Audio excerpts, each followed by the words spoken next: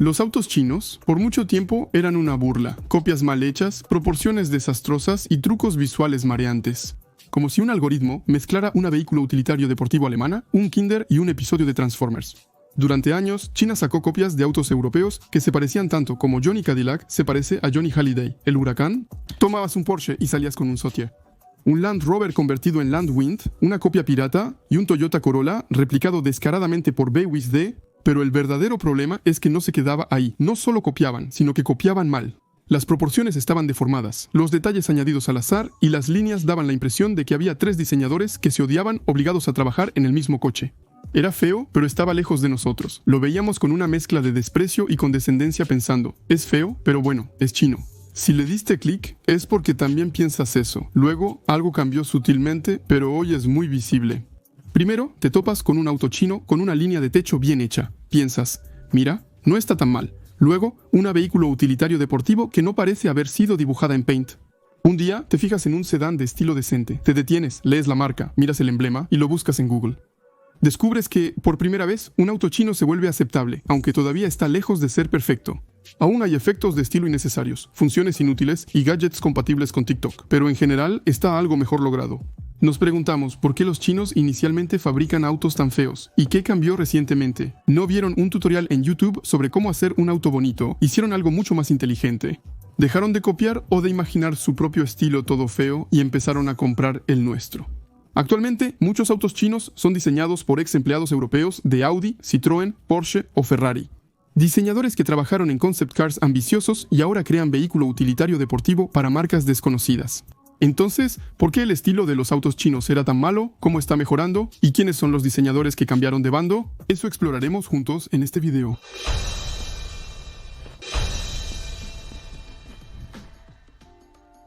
Durante años, antes de llegar a nuestro mercado, China fabricó autos que parecían versiones piratas de modelos europeos. Les mostré las más conocidas, como la Landwind Accept, copia del Range Rover Evoque, o la BWD F3, una versión pirata del Toyota Corolla.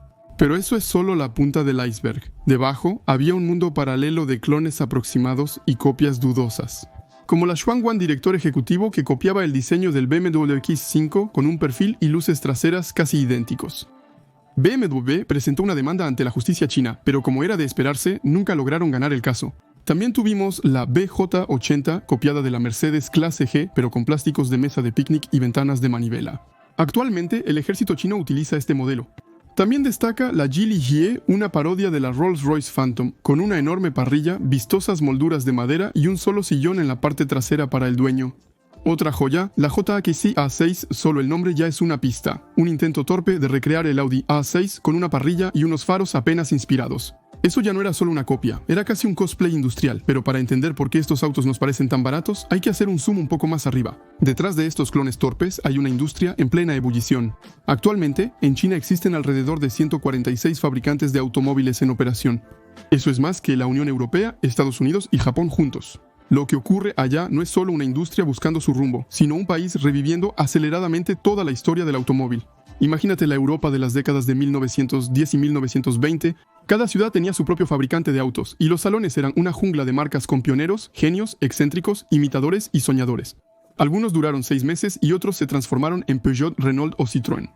Lo que vemos en China hoy es eso mismo, pero potenciado, con miles de millones de yuanes inyectados trimestralmente. El mercado se ha convertido en un lejano oeste, con marcas que nacen y mueren constantemente.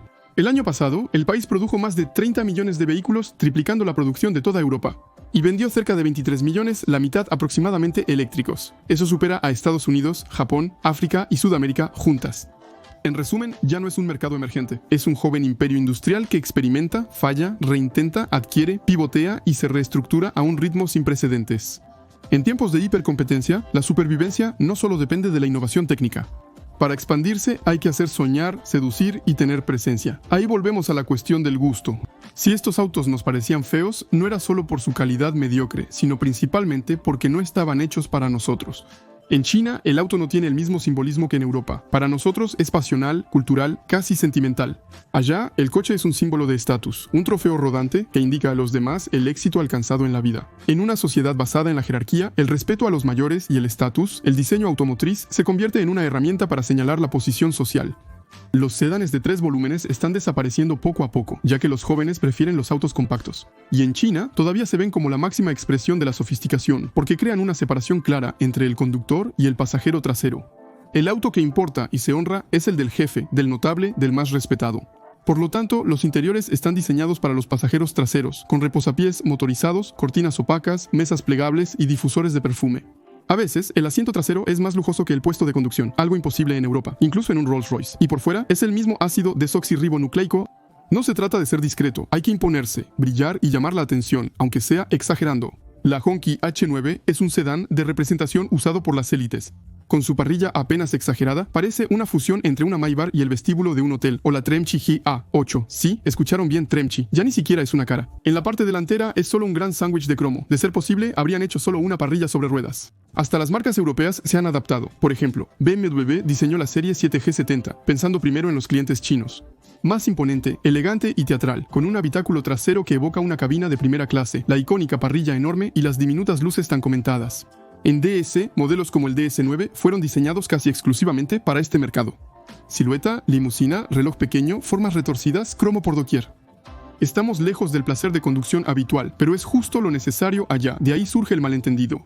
El diseño chino, al menos hasta hace poco, no era un error, sino una lógica distinta a la nuestra. En Europa tenemos una cultura automotriz más antigua y desarrollada. Nos gustan las líneas claras y la sofisticación, sin mezclar todo. Admiramos un Audi por su rigor, un BMW por su dinamismo y un Alfa Romeo por su sensualidad.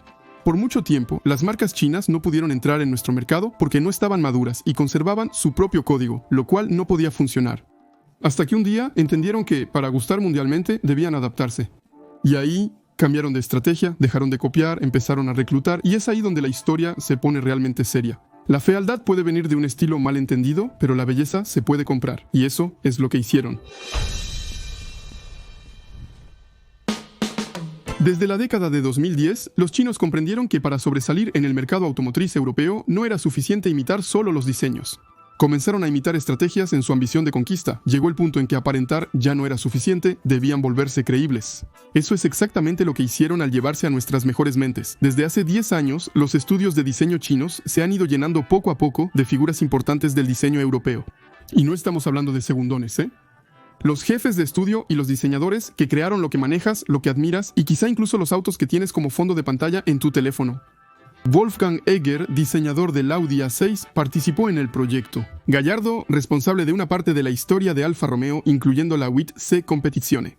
Actualmente trabaja para BYD, donde desde 2016 ha diseñado las líneas de los modelos insignia de la marca, BYD Han, Seal, Dolphin y ATO3. Su rol en BYD es clave, desarrollar una estética creíble, global y consistente. De hecho, es uno de los fabricantes que vemos llegar cada vez más a nuestras vías. Para BYD, Wolfgang no solo le dio una mano de pintura, redefinió toda la imagen de uno de los fabricantes de autos eléctricos más grandes del mundo. Y no está solo. En Schengen, otro ícono alemán asumió el liderazgo en el diseño. Klaus Bischoff, padre de los Golf 7 y 8, y el hombre detrás de la gama ID de Volkswagen, desde el ID3 hasta el ID Bus. Se fue en 2023 y ahora dirige la imagen de Schengen y sus marcas eléctricas Avatar y Dipal. En síntesis, él es quien impulsó la transición eléctrica de Volkswagen y ahora hace lo mismo en otra región del mundo.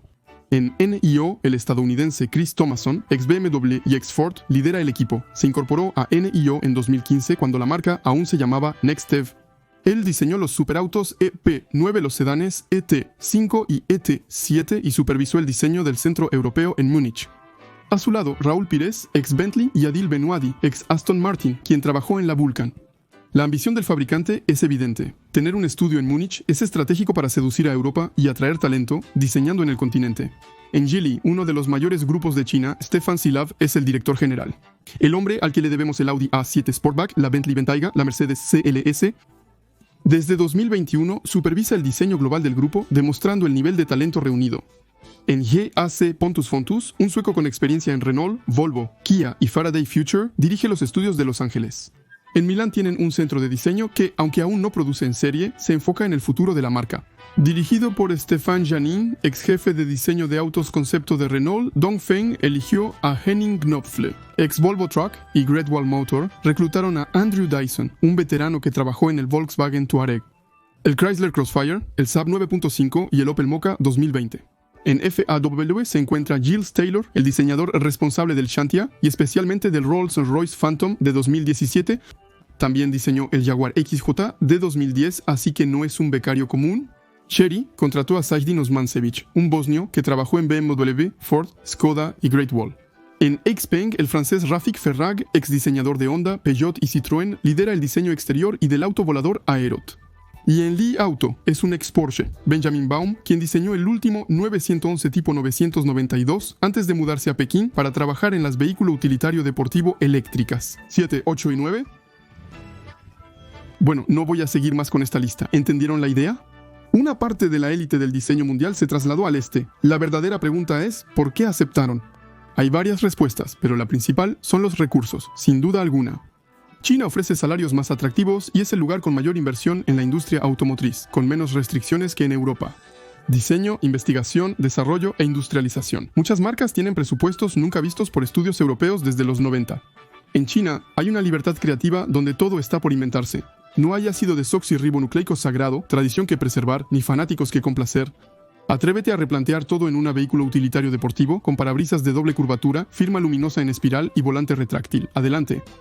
Por último, el prestigio. Algunos creen que estas marcas se convertirán en gigantes mundiales en el futuro cercano. Es mejor estar presente desde el inicio para ser partícipe y responsable del crecimiento comercial. En China, el jefe de diseño no es solo un ejecutor, sino también una estrella. Se le da poder, se construye un estudio a su alrededor, se le pone en escena, es halagador. Y en una industria como la del Lego, eso cuenta. Ya está, ahora lo entendieron. Así estamos. Los autos chinos ya no son simples caricaturas, ya no son feos por defecto. Y hay muchas cosas interesantes que decir en términos de diseño. Para mí no está mal porque puede dar muchos temas para tratar. Bueno, no todos, obviamente. Todavía hay cosas kitsch, raras, dudosas y a veces a propósito. Pero esa época en la que parecían clones mal hechos de sedanes alemanes está desapareciendo poco a poco. Hoy en día, aunque no seamos clientes, no hay que tener miedo de decirlo. Algunas son modernas, otras ambiciosas y unas cuantas de alto nivel en diseño exterior. No lo anticipamos porque nuestra atención estaba en otro lugar. Creíamos que los occidentales poseían conocimientos intransferibles en estilo, producción o tecnologías. Que el diseño automotriz era un asunto reservado para Occidente y que nuestro gusto y nuestra belleza no se podían comprar. Spoiler, si China no intentó imponer ni crear una cultura de diseño automotriz, importó la nuestra con sus mejores embajadores. Y en unos cuantos años logró cerrar una brecha de 30 años de retraso, además y sobre todo con precios mucho más bajos. Y ese es un criterio que cuenta para cada vez más familias. Sin embargo, esto no implica su victoria, y mucho menos la derrota de Europa. Un buen diseño no es solo un buen lápiz, sino una visión, sensibilidad y arraigo cultural. Las marcas europeas aún conservan ese algo único, esa herencia y capacidad de crear deseo sin exagerar. Diseñar un auto que no grita «mírame», sino que se integra en la cultura popular. Por eso los fabricantes chinos vienen a buscarlos. No para copiar, sino para aprender. Esto podría preocupar a la industria europea, pero sin caer en la paranoia. La Europa del automóvil tuvo su apogeo, pero actualmente el centro de gravedad ha cambiado. China en 2024 fabrica el triple de automóviles que Europa entera y a un costo mucho menor. Vende millones de vehículos eléctricos, invierte en inteligencia artificial, baterías, cabinas inmersivas y diseño. La pregunta no es si las máquinas nos superarán, sino ¿qué hacemos ahora? ¿Nuestros líderes luchan por preservar nuestro conocimiento y experiencia? ¿Seguimos saboteando a nuestros fabricantes con normas imposibles y una fiscalidad punitiva? ¿Permitimos que nuestras empresas sean competitivas y atractivas nuevamente? ¿Cuál es su opinión personal al respecto? Me gustaría discutirlo en los comentarios. ¿Comprarían un auto chino? Sí, ¿qué les atrae? ¿El precio, la tecnología o el estilo? Si no, ¿qué los detiene? ¿El miedo al servicio postventa, la imagen de marca o el patriotismo les ha hecho dudar por primera vez al comprar un auto? Esa que les hizo pensar que sí tenían algo. Ahí es donde todo comienza. No en los estudios o ferias, sino en los ojos del público y del mercado, que deciden qué debe sobrevivir. Elegir un auto es como votar por un tipo de industria, diseño y mundo. Ahí es donde ustedes entran en juego. Amigos, gracias por haber visto este video.